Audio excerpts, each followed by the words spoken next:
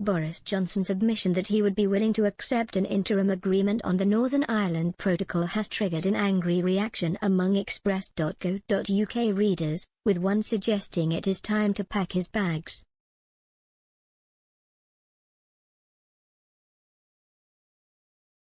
The Prime Minister confirmed he would be willing to accept a temporary deal on the issue, centred on the dispute over the mechanism for preventing a hard border on the island of Ireland, in a letter to constituent Dr. Timothy Bradshaw, which was subsequently shared with express.co.uk. Mr. Johnson's letter followed similar remarks by Lord David Frost last week, but it arrived after the Brexit minister quit his cabinet role, with his brief passing to Foreign Secretary Liz Truss.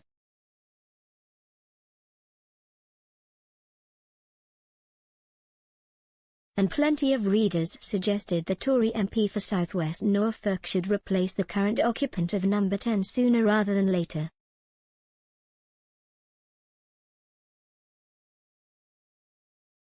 Referring to Mr. Johnson's predecessor, one reader, Harburn, commented, "Not one jot better than May, perhaps they should have read the small print."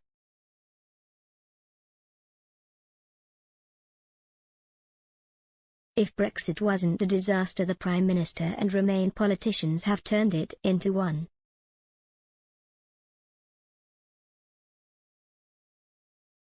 They are an embarrassment to the hard-working British taxpayer, and the Conservatives will pay at the next election.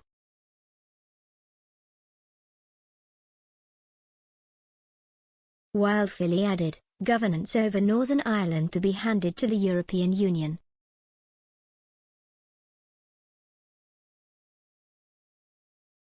So the UK will just consist in future of England, Wales, and Scotland.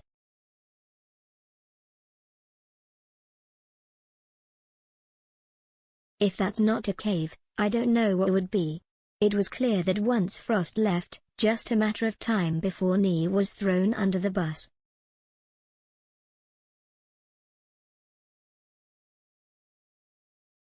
John Paul simply observed, "Start packing, Boris."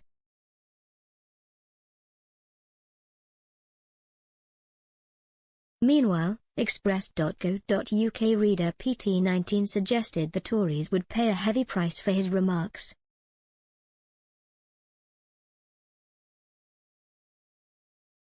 They said, "Johnson has lost the next election, then the Unionists will have to do the job for him in Northern Ireland."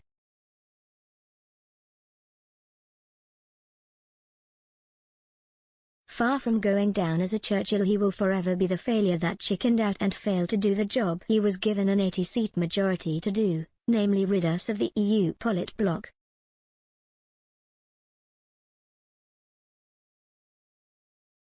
He'll join the ranks of Blair, Kinnock, Major, and May.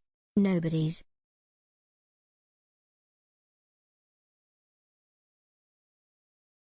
Hengist warned, "Betray us, Boris, by caving to the EU on the Knee Protocol and you will lose my vote next time round."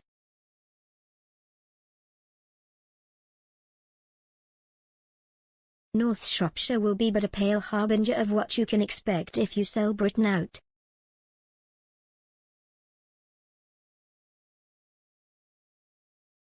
Dogdag added, "I said from day one that Boris would betray those who thought he would deliver a clean Brexit. Only Nigel Farage would have kept his word. That old saying, you reap what you sow, springs to mind."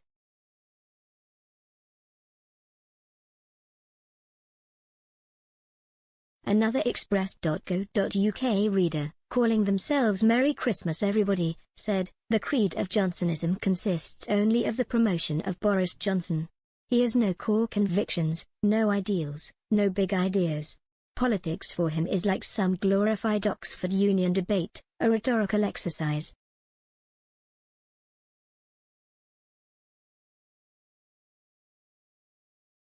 He used to oppose Britain quitting the EU, but backed Brexit in the 2016 referendum because he considered it politically advantageous.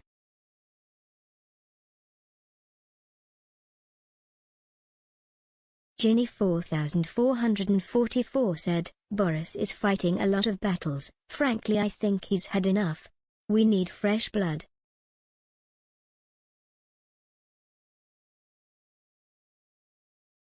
Whether Liz has got what it takes is anybody's guess.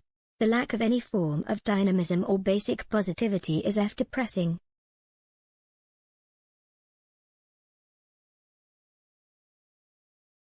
In his letter, Mr. Johnson said, "Our preference would be to reach a comprehensive solution dealing with all the issues.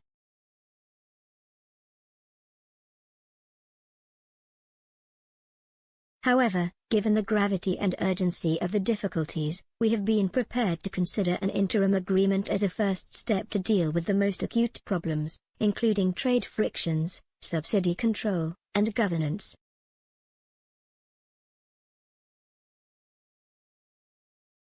He added, "I fully accept that such an agreement would still leave many underlying strains unresolved, for example, those caused by diverging UK and EU rules over time.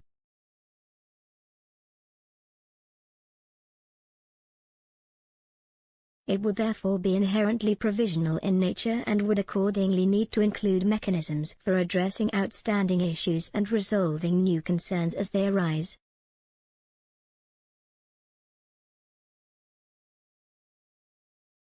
A UK government spokesman told Express.co.uk, "The protocol is continuing to undermine the Belfast Good Friday Agreement and we have a responsibility to fix it urgently."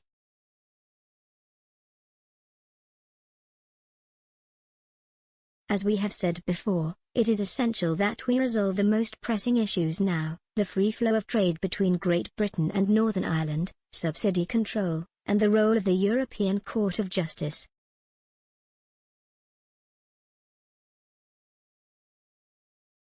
They added, "Even if we reach agreement on the most urgent issues, we would of course still need to agree a long-term arrangement to deal with the full range of issues set out in our command paper."